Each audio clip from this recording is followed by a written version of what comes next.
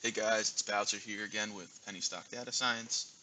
So for today's video, we're going to be talking about the Caveat Emptor and the stock promo flag with OTC markets. Uh, on the 11th, we saw that TXTM got hit with the Caveat Emptor. And I think we all saw what happened the next day when it opened up. We can actually pull up the chart right here. It's in one of these. You can actually take a quick look at the chart right here. I mean, we saw what happened. Caveat Emptor came after hours on, I believe, the 11th. Opens up, like 75, 85, 90% down. It is not good. But yeah, so let's get back to the Caveat Emptor.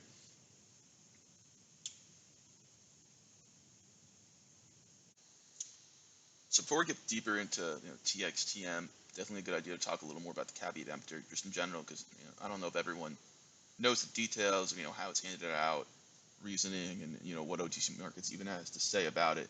When we first started seeing these pop up a lot, this was maybe back like 2014, 2015, and it was mostly because of some really specific promotional stocks in that particular group, and we'd see Caveat Emptor come out even midday. But back then, it didn't have much you know much power.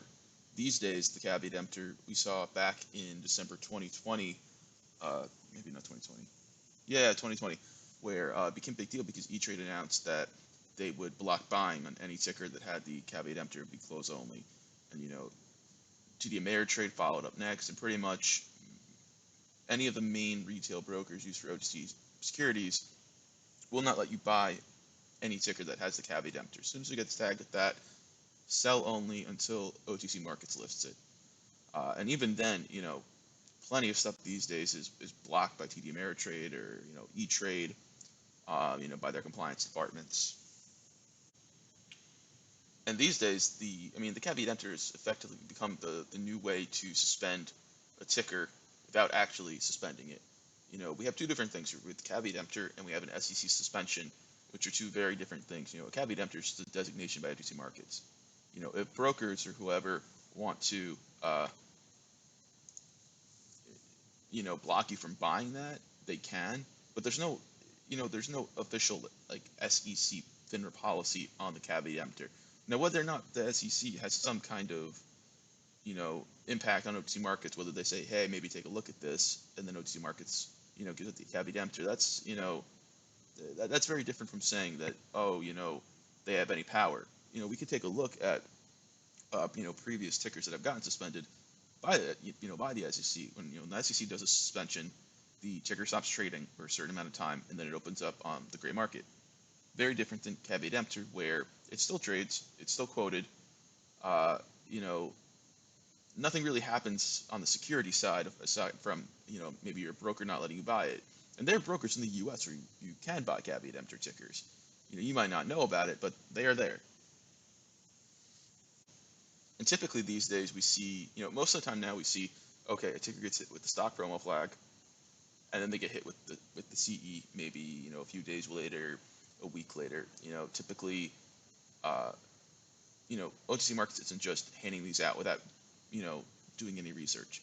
So maybe your ticker gets hit with you know the stock promo flag, and they have a whole lot of stuff here on this stuff. So OTC markets, like, they're going to reach out to you. It says it right here about what they do, and why you get the flag.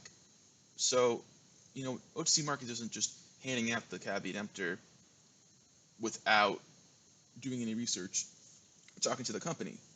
So you get hit with the stock promo flag, and maybe you don't give a good enough response to OTC markets, and eventually you get hit with the Caveat Emptor. And if you read here, it pretty much says that they can give it out for any reason here, and they don't have to tell you why. You go onto their Twitter feed, they tweet that they gave out the CE, and they don't have to say anything else. That's it. That's the beauty of it for OTC markets, at least. They do not have to give reason or an explanation or some kind of press release about the Caveat Emptor. You can take a look on the SEC website for suspensions, and you can see they have archives of press releases and all these things. And we have one. I pulled up one here actually. maybe I didn't pull up the press release on yours. You know, LFIN. This was back in I think 2018, but it was actually a Nasdaq ticker. It got halted and suspended. Halted by Nasdaq, and then eventually suspended by the SEC. Opens up on the gray market. But yeah, but you can see it's a lengthy press release about, maybe it's not, not press release, but like complaint. It is very lengthy as to why they are doing it, and you don't see that with the Caveat Emptor. You go on OTC Markets Twitter feed, they tweet 5:01 p.m. November 11th. Got the TXTM. Here's our policy. They do not give any explanation as to why, and they don't have to. That's the whole point of it, to be honest. And they, they didn't actually. They handed it out at 4:01. Actually, if you look at the timestamp, they flagged it at 4:01 p.m. And they used to do these things midday. Back in the day, 2015, 2016, Caveat Emptor would come out midday. But back then there wasn't anyone preventing you from buying a ticker because it had the CE. It was just, okay, this is bad, and that was it. Usually the stocks went down, or if it was a promo, it would go down, and maybe that would be the end of the play or be a dip or something. But it's not what it is today, which effectively it is today is the the makeshift way of suspending a ticker without actually suspending it.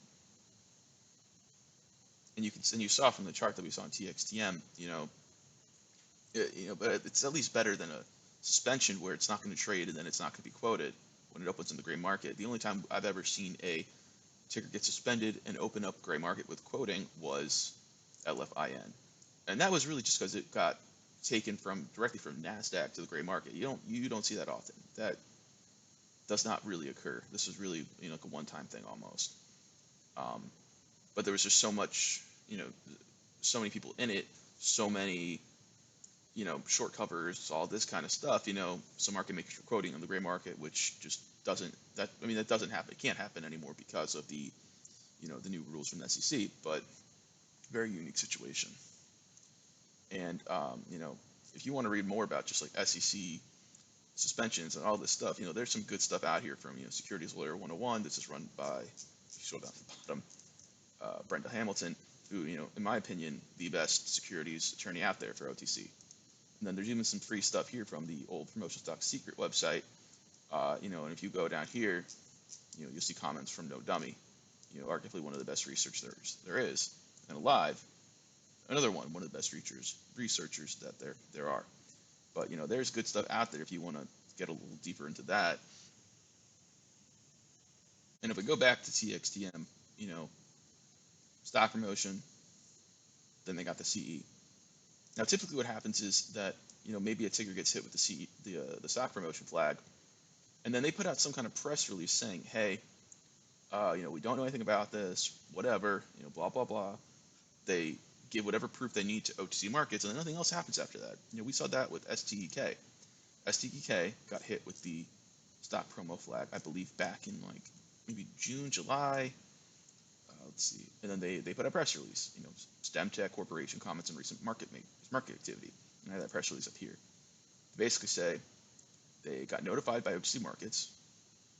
Like I said, OTC Markets contacts the companies. They don't just hand out, stock promo flag, CE flag without talking to the companies. And then they, you can read through this, but basically they gave proof to OTC Markets.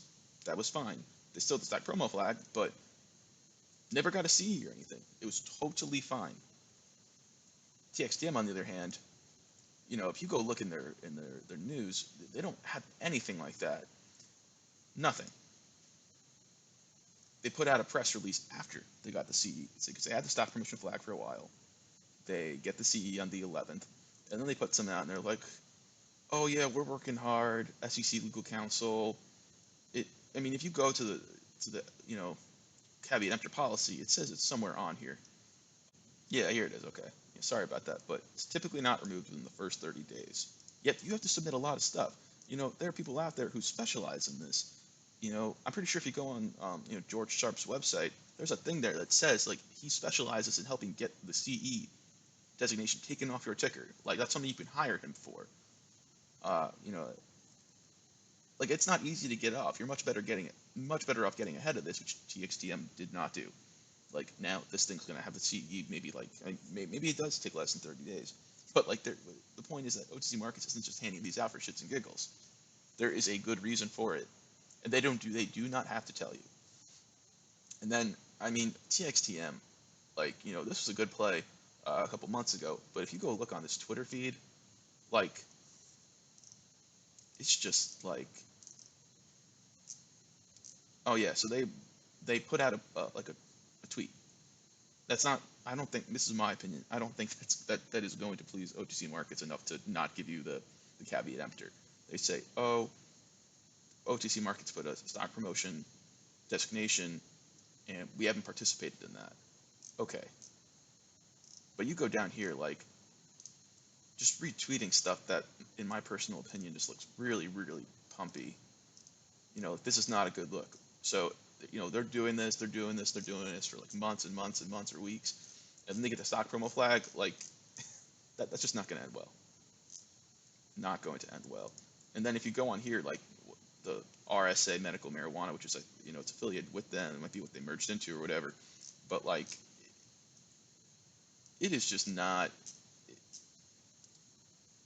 like retweeting like TXTM tribe or whatever. Like this isn't not a good look to not get attention. Like you don't want to get attention with this kind of stuff. It is just not good.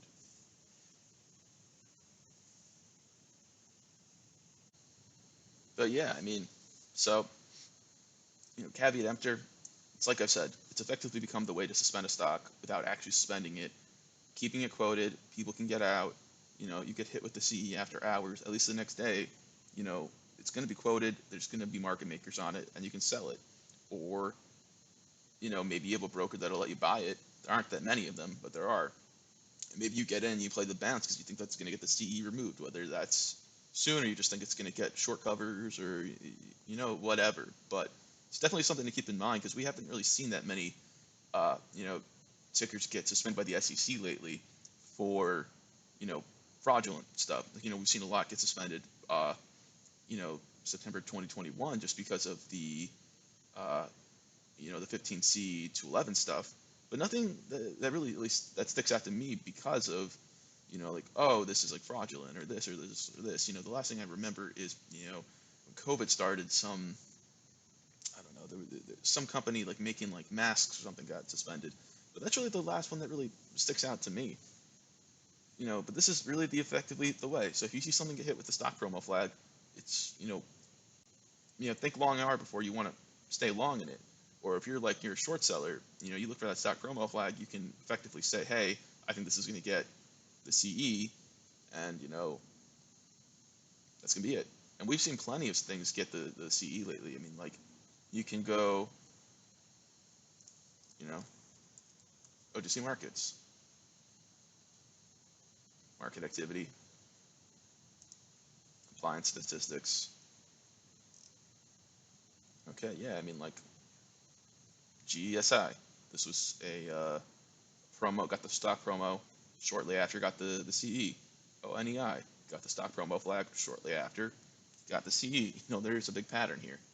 So, but it's also just important to remember, it's really just a designation from OTC markets. It has nothing to do with the SEC, at least not directly.